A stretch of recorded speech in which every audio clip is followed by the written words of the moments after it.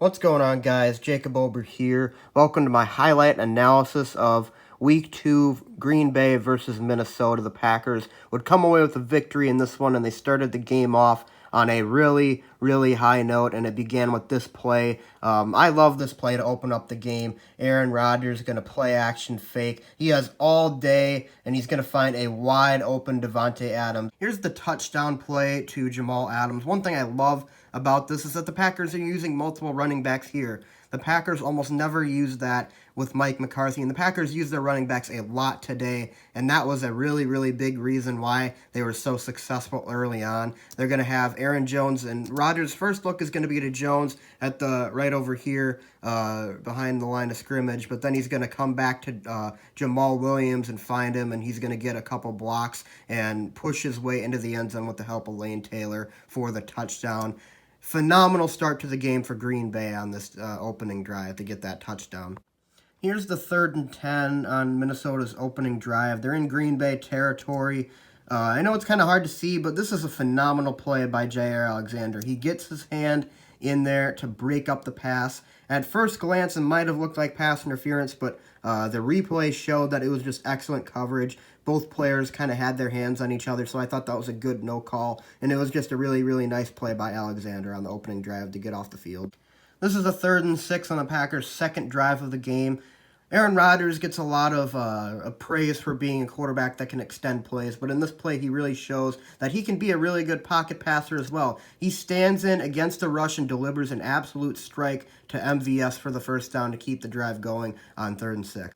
This is an awesome play all around. It was a phenomenal throw by Rodgers, and I really like the design of the play. And watch Jimmy Graham here. Watch his route. He's going to draw the safety out when he cuts to the inside, and that's going to free up just enough space for Allison to make this catch. I'll do it in a little bit slow motion here, but that one inside route by Jimmy Graham was what got Allison free for a split second, and it was a phenomenal throw by Rodgers to get the touchdown and go up 2 scores early. All I can say about this play, Kenny Clark is a monster. Watch, he just goes right over the center, forces the fumble, the Packers get on it, and this really goes to show just how dominant the Green Bay defensive front is. Yeah, I know that the Minnesota offensive line isn't, world-beating or anything, but they just completely ran over these guys on this play. It was awesome to see. A few plays ago, I told you guys that Aaron Rodgers could also be an excellent pocket passer, but this is another vintage Aaron Rodgers play, and I know I say that a lot, but this is Rodgers beating the guy out to his left and throwing a dime on the run to Adams for the first down to keep the drive alive. That was a beautiful, beautiful play. First, Aaron Jones play I'm showing you guys today. He had a great day today, by the way, but the cutback here is awesome. He has such good patience and vision running downfield. Aaron Jones, as long as he can stay healthy, is going to be a Pro Bowl caliber running back this year. First Vikings play I'm going to show you guys today. This is what really sparked the Vikings and helped keep them in the game, but Dalvin Cook is a phenomenal running back. He might be one of the fastest guys in the NFL today, and he just outruns everybody. It was a poor tackling attempt by Savage there. You see Amos kind of gaining on him, and then he kind of loses steam a little bit at the end. King looked like he might have had an angle, but wasn't able to keep up with the speed of this guy. And Dalvin Cook, I mean, he is legitimately maybe a top 5 or even top 3 running back in the NFL. He was excellent today against the Packers defense. This play is the turning point for the Packers, though, versus the Vikings D. Up until this point, the Packers had pretty much dominated the Vikings when they were on offense. But this was really the turning point here. Rodgers is going to buy some time, and he's going to find Geronimo Allison wide open. A lot of space there, as you can see. Really, Allison, I admire the effort, but he really didn't have to do this. I felt like he tried to do a little bit too much. I feel like he probably could have dove forward here and gotten the first down, or at least gotten close enough to where it would have been only took a quarterback sneak to get the first down the next play. But, when you try to do too much like that, you risk losing the ball, and he did fumble on this play, and that was really a big momentum swing for the Vikings defense. This is a phenomenal play by Dean Lowry to disrupt the pocket here. And Dean Lowry had himself a really, really good game today. He's up there. He's the second one down on the defensive line. He's just going to run right through guys. And he really disrupted that play, allowed Preston Smith to get in Cousins' face. And the ball might have slipped out of Cousins' hand there, but the pressure is really what got to him there, I think, and that's what caused the incompletion. I'm not sure if I agreed with this call or not. I feel like I would have rather just given it to Vitale up the middle on this play, on this 3rd and 1. But nevertheless, I think Aaron Jones would have gotten this first down if he kept it going to the outside. He had Vitale as a lead blocker here, but he makes his cut a little bit too soon, I think, and that's what causes him to get stuffed for no gain. This was an incompletion, so I won't spend too much time on it, but this is an absolute dime. This is a beautiful throw by Rodgers. Devontae not able to hang on. Really good play by Harrison Smith to knock it out, but that was a really, really good throw by Aaron Rodgers. Packers sending a 3-man rush on this play. I'm not really a big fan of a 3-man rush, but in this case it worked out really well for the Packers. They dropped Preston Smith back in coverage here. But this play was made by Darnell Savage. You can see he makes the breakup and it drops right into the arms of Preston Smith for his first interception as a Green Bay Packer. They will show a replay here so you can guys get a better look. Darnell Savage right down there, and he comes right in and breaks that pass up, and it goes right into the arms of Preston Smith. Really nice play by the rookie. This was another really, really big play that kind of swung a little bit of momentum in the favor of the Vikings here. It's a 3rd and 1. This play should work.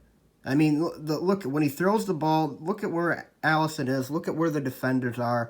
That play should work. But, I mean, I guess I have to give credit to the Vikings defense. I'm not exactly sure who's closing here, but they do a nice job on closing on this play. But I just feel like Allison, kind of went lateral with the field a little bit instead of turning it upfield right away. He probably would have gotten the first down if he did that, but, I mean, that's kind of splitting hairs at that point. But that was a big play in the game. And then the next play, Aaron Rodgers thinks it's a first down, actually, and hands the ball off, tries to go hurry up, and the Vikings get off the field. This was the second big play that the Vikings had in this game. I'm going to be honest, it was a bit of a broken play. It was a little bit of luck on the Vikings' part here, but nevertheless, it gets him a lot of yards. I mean, he should be sacked here. He's going down, but he finds a guy at the last second, and the Packers' defense is totally unprepared for that.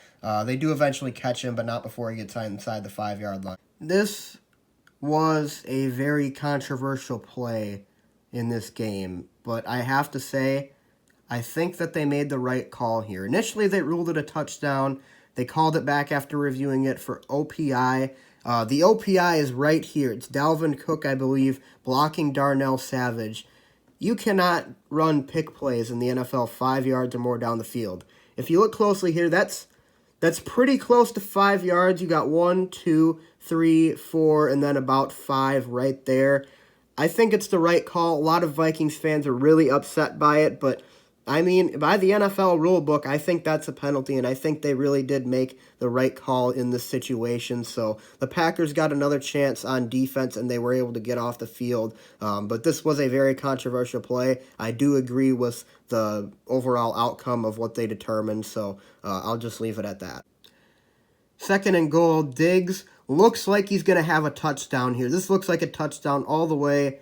And then Jair Alexander breaks it up at the last second. Sorry, you guys didn't really get a good view of that. But that's a phenomenal play by Jair. The anticipation on that play to knock it out of his hands. I mean, he's a really, really good corner. He missed a few interceptions today, but overall I think he had a really good game. After that last Jair play, I'm going to have one that's more critical of him. This is the touchdown pass on the 3rd and 13 here by Kirk Cousins to Stephon Diggs. Jair Alexander should either have himself a pass breakup or an interception here. This ball floats up perfectly. It's just at the last second, he just can't make the play. That's a play he should make, and if he's probably looking to knock it out instead of pick it off, the Packers probably get the pass breakup and they get off the field. That's probably what he should have done in this situation, but, you want to be a ball hawk. You want to try and get the turnover for your team. I understand it. So that was probably not the best play by Jair, but he would bounce back with some better plays later in this game. 3rd and 7 at the Packers 50.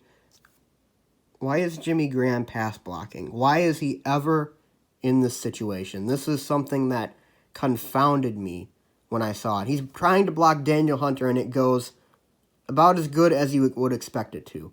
It's not even a contest. He barely even gets his hands on him, and Rodgers goes straight down to the turf.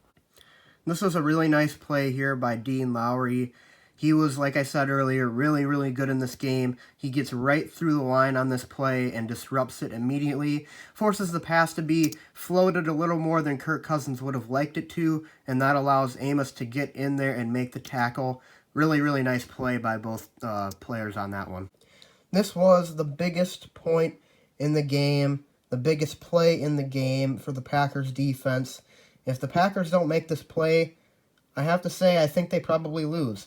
But this is going to be a play-action rollout. Not a bad play call on 1st and goal, but a horrible, horrible decision by Kirk Cousins here. He has to throw that ball away. Instead, it's intercepted in the back of the end zone, much like that interception last week with Trubisky in the back of the end zone to Amos. Just a horrible, horrible decision by Kirk Cousins to throw that pass, and it really pays dividends for the Packers defense. Here we've got Aaron Jones.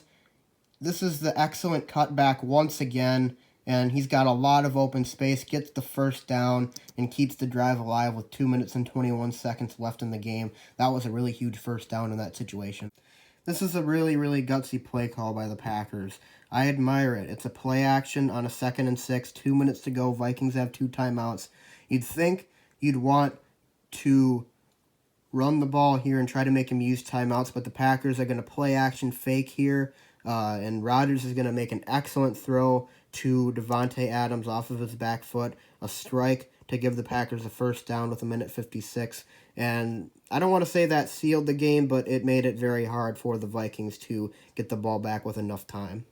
I wish the highlights showed J.K. Scott's punt. That was really, really big how that punt hung up in the air for so long. Took 8 seconds off of the clock. Yes, it was a touchback, but at that point, you really just looking for hang time on that punt, and J.K. Scott delivered it. But this is the last play of the game, and Packers rush one player. This is actually kind of funny. I thought that was funny. They only rushed one player. But in that situation, you want to have all of your guys downfield, and Packers get on it pretty quickly and end the game, and they take this one from the Minnesota Vikings to improve to 2-0 on the year. So thanks for watching, everybody. I really, really appreciate it. Like I always say with these kinds of videos, leave a comment in the comment section below if you guys have any suggestions for me to improve these videos. Be sure to leave those in the comments section as well. Be sure to leave a like and subscribe, and I'll see you guys next time. Go Pack, go.